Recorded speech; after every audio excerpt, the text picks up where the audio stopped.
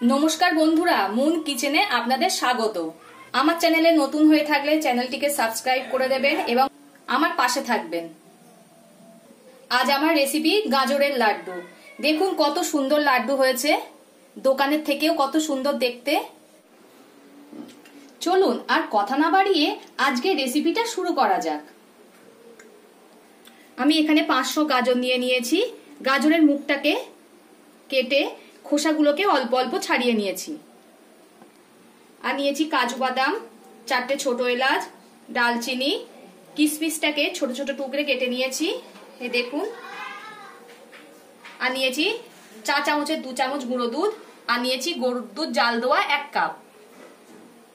চলুন তাহলে রেসিপিটা শুরু করা যাক। এই গাজরগুলোকে একটা কুড়নির সাহায্যে কুড়িয়ে নেব। আপনাদের বাড়িতে যেমন কুড়নি থাকে আপনারা তেমনই ব্যবহার করবেন। একটা ছোট দিক আছে এই কুড়নিটার, একটা বড় দিক আছে। আমরা এই ছোট দিকটা ব্যবহার করব। এমন ভাবে কুড়িয়ে নেব।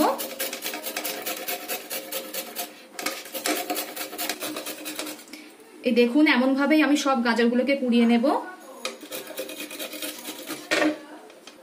দেখুন আমার গাজরগুলো কোড়া হয়ে গেছে, কত মিহি হয়েছে দেখুন।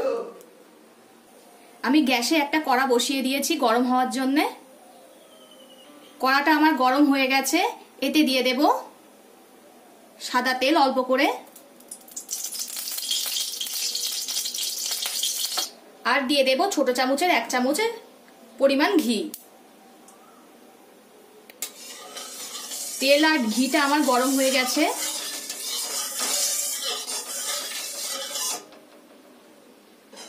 ছোট এলাচকে ফাটিয়ে নিয়েছি, আর নিয়েছি ডালচিনি, এতে দিয়ে দেব।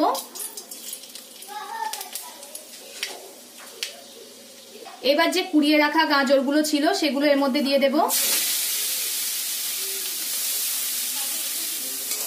ভালো করে ভেজে নেব। গাজরগুলো আমার প্রায় ভাজা ভাজা হয়ে গেছে। এর মধ্যে দিয়ে দিতে হবে যে গরুর দুধটা রেখেছিলাম, সেটা 1 কাপ পরিমাণ এর মধ্যে দিয়ে দিতে হবে।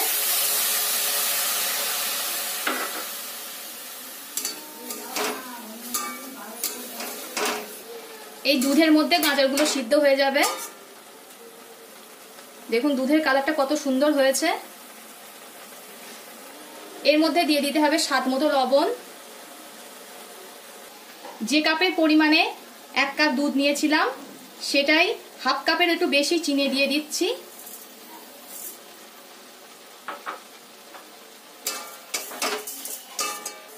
চিনিটা ভালো করে গলে দুধের সঙ্গে মিশে গিয়েছে, এমন সময় দিয়ে দিতে হবে ছোট ছোট টুকরে কেটে রাখা কিশমিশ।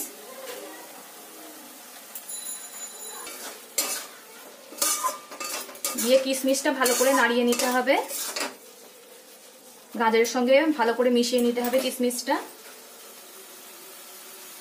আমার চিনির রসটা শুকিয়ে এসছে। এই সময় গ্যাসটা একদম লোয়ে রেখে অনবরত নাড়তে হবে, না তো তলায় লেগে যাবে।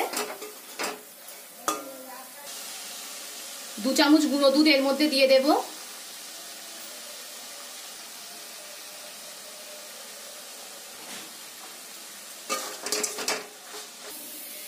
যখন দেখবেন গাজরটা এরকম দলা পাকিয়ে যাচ্ছে, কড়ার গা থেকে ছেড়ে দিচ্ছে, তখন বুঝবেন যে এটা হয়ে গেছে, নামাতে হবে। দেখুন আমার এটা দলা পাকিয়ে যাচ্ছে। আমি এবার এটাকে নামিয়ে নেব।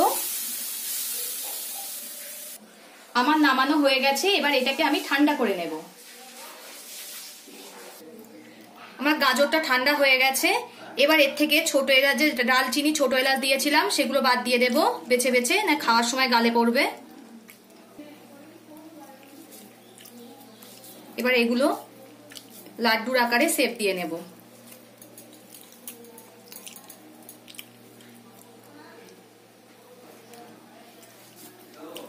এমন করে ভালো করে চেপে চেপে নিতে হবে, তারপরে হাতের মধ্যে ফেলে এমনভাবে গোল করে নিতে হবে। নিয়ে সবকটা লাড্ডু আমি এমনভাবে করে নেব। দেখুন সব লাড্ডুর আকারে শেপ দেওয়া হয়ে গেছে, কত সুন্দর লাড্ডু হয়েছে দেখুন। লাড্ডুগুলোর ওপরে কাজু বাদাম দিয়ে দেব, কত সুন্দর লাগছে দেখুন দেখতে। দোকানের থেকেও সুন্দর লাগছে। আর বাইরে থেকে লাড্ডু কিনে খাওয়ার কোনো দরকার নেই, বাড়িতেই বানিয়ে নিতে পারবেন চটজলদি।